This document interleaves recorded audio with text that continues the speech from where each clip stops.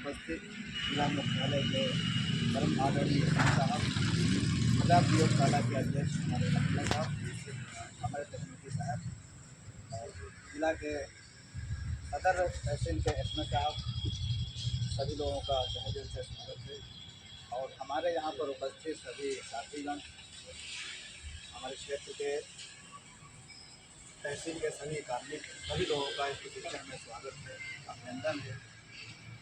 आज यहाँ पर बड़ा प्रयोगशाला का प्रशिक्षण रखा गया, जिसमें सोयल सैंपलिंग किस प्रकार लेना है, क्या उसकी तकनीकी है, क्या उसमें गतिविधियाँ हैं, क्यों लेना है, कैसे लेना है, किन चीज़ों का उन्हें ध्यान रखना है, इसलिए यहाँ पे प्रशिक्षण रखा गया। सभी कर्मचारी हमारे साथी लोग शिक्षा ले रहे हैं। यहाँ पर अपने क्षेत्र में जाकर के जिनको पहले से आवंटित है गांव, वहाँ पर सोयल सैंपलिंग का कार्य किया जाएगा। तो ये कार्यक्रम किसान भाइयों के लिए बहुत ही महत्वपूर्ण है। ये प्रधानमंत्री किसान कृषि विकास योजना अंतर्गत नंबर 16 सरकार का कार्यक्रम दिया जाता है, जिसमें माननीय प्रधानमंत्री जी बजट में भाग ले रहे हैं और इसका बड़ा प्रचार भी कर रहे हैं। क्योंकि हम लोग बीमार पड़ते हैं तो हम लोग अपने टेस्टिंग कराते हैं, तो उसमें हमें पता चल जाता है कि हमारे अंदर कौन सी बीमारी है, हम उसी का इलाज करते हैं तो हम बहुत जल्दी स्वस्थ हो जाते हैं। ऐसे ही हमारी मिट्टी बीमार पड़ी हुई है, हमें कैसे पता चले कि हमारी मिट्टी में कौन सी बीमारी लगी है, जिससे कि किसान की लागत कम हो, पैदावार में बढ़ोतरी हो। तो हम उसकी सबसे पहले क्या करते हैं, टेस्टिंग कराते हैं। तो टेस्टिंग हमारी मिट्टी के लिए बहुत ज़रूरी है। जो भी किसान भाई इस वीडियो को देख रहे हैं तो सभी के लिए है, और सभी लोग अपनी मिट्टी की जांच अवश्य कराएं, क्योंकि जो यहाँ जिला से जो गांव का चयन किया जाता है वहाँ पे आता है, लेकिन लागत आता है, लेकिन पैदावार में बढ़ोतरी नहीं होती है। ये बड़ी चिंता का विषय रहता है। तो सभी किसान भाई सबसे पहले मिट्टी की जाँच अवश्य कराएँ। उसमें जो रिकमेंड किया जाता है, आपके पोषक तत्व हैं, उसके आधार पर आप पोषक तत्वों की मात्रा पूर्ति करते हैं फसलों के लिए, तो आपकी फसल भी अच्छी रहेगी, अच्छी पैदावार भी देगी और आपकी लागत भी कम होगी, आपकी पैदावार में बढ़ोतरी जरूर है। तो जो माननीय प्रधानमंत्री जी ने आय दोगुनी करने का दिया था, तो उसमें ये हमारा खाली लक्ष्य गया। तो हम सभी लोगों को इसको कर करके खाली करें।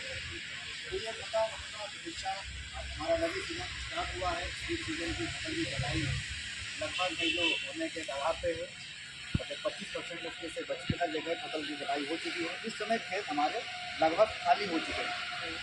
हम मिट्टी की जांच उसी खेत में करा सकते हैं जहां पर हमारी फसल कट चुकी है, इसमें है तो जल्दी में कोई उर्वरक फर्टिलाइजर वगैरह ना पड़ा हो, उसी की हम जांच कराएंगे। ऐसा क्यों करेंगे, ऐसा इसलिए हम लोग करते हैं कि जहाँ से हमने सैंपल लिया है, अगर उसमें फर्टिलाइजर या गोबर की खाद या पौधा उसमें खड़ा है, उसके टहनियाँ पत्ती वगैरह गिरी है, उसमें कार्बन की मात्रा बढ़ जाती है, आपको अच्छी रिपोर्ट नहीं मिल पाएगी जो आपको मिलनी चाहिए। तो इसलिए हमें इस तरह की ऐसे खेत की चयन करना है जहाँ पे हमारी फसल कट चुकी हो, खाली पड़ा हो खेत, वहाँ पर है जो सोयल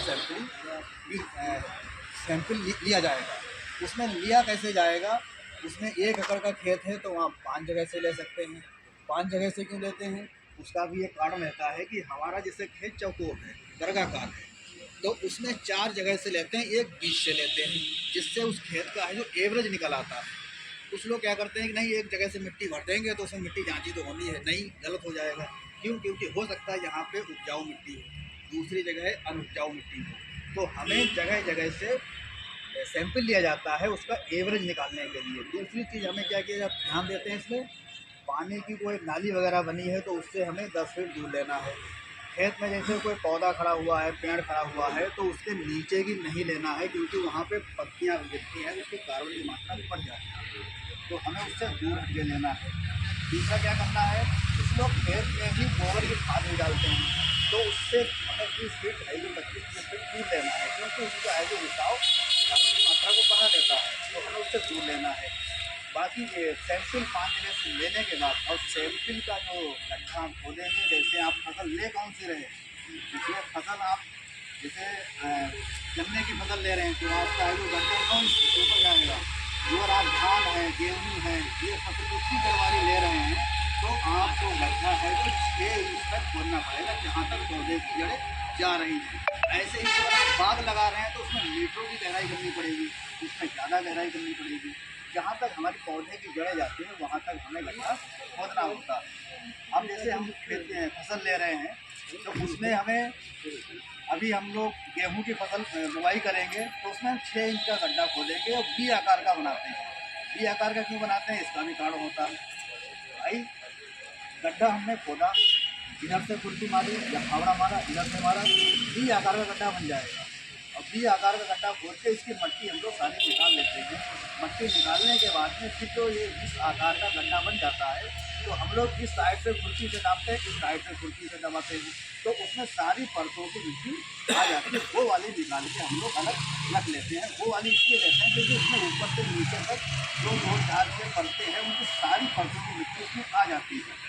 ऐसे ही ये प्रक्रिया, ऐसे ही हम 5 जगह से मिट्टी थोड़ी थोड़ी लेते हैं, वो लगभग 1 किलो के आसपास हो जाती है। लेकिन सैंपल के लिए हमें 400 से 500 ग्राम मिट्टी चाहिए होती है। फिर हम लोग क्या करते हैं, उसको एक जगह साफ, आपके पास कोई भी हो या कुछ बिछाने के लिए पन्नी हो साफ, उसको बिछा करके उसके 4 भाग करते हैं, आपस में मिला करके रोड़ी कंकड़ घास फूस जो भी हो हटा देते हैं, निकाल देते हैं। उसके बाद में उसके 4 भाग करके फिर आमने सामने के 2 भाग हटा देते हैं, फिर दूसरे भाग मिलाते हैं। और हमारी 400 ग्राम हो गई, इसको रख लेते हैं। नहीं हुई तो फिर इसको 4 भाग कर देते हैं।